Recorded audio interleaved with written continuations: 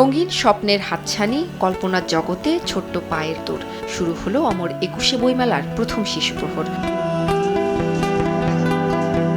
শিশুদের ছোটাছুটি আর দুরন্তপনায় মুহূর্তেই প্রাণবন্ত হয়ে ওঠে বইমেলার শিশু চত্বর। ছন্দে, সুরে, ছড়া আর গানে বাবা মায়ের হাত ধরে ছোট পাঠকেরাও যেন ছুটে এসেছে রূপকথা, বিজ্ঞান আর অভিযানের জগতে।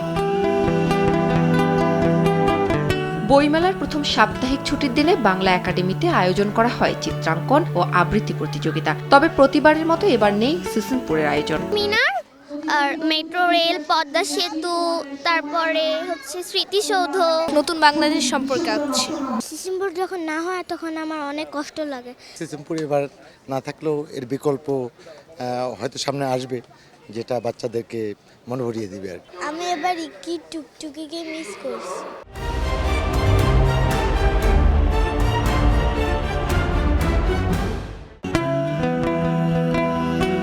এদিকে নিজেদের পছন্দ মতো বই কেনার পাশাপাশি আনন্দমুখর সময় কাটায় কচিকাচারা। বইমেলা শিশুদের বইপ্রেমের পাশাপাশি সৃজনশীলতাকে আরো উজ্জীবিত করে তুলবে বলে মত অভিভাবকদের। ভূতের গল্প পছন্দ, পপ আপ বই পছন্দ, বিজ্ঞানের অনেক বই পছন্দ।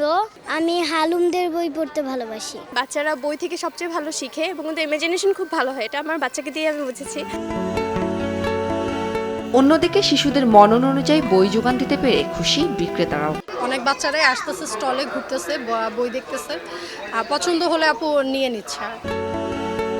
সাপ্তাহিক ছুটির দিনগুলো মেলার দুয়ার খুলে দেওয়া হয় বেলা 11টায়, চলে রাত 9টা পর্যন্ত। বেলা 11টা থেকে দুপুর 1টা পর্যন্ত চলে শিশু প্রহর। বইয়ের প্রতি ভালোবাসা বাড়াতে এবং নতুন পাঠক তৈরি করতে শিশু প্রহর যেন এক উজ্জ্বল আশার আলো।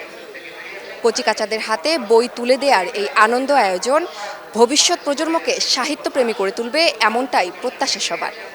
উম্মে হানি, সময় সংবাদ, ঢাকা।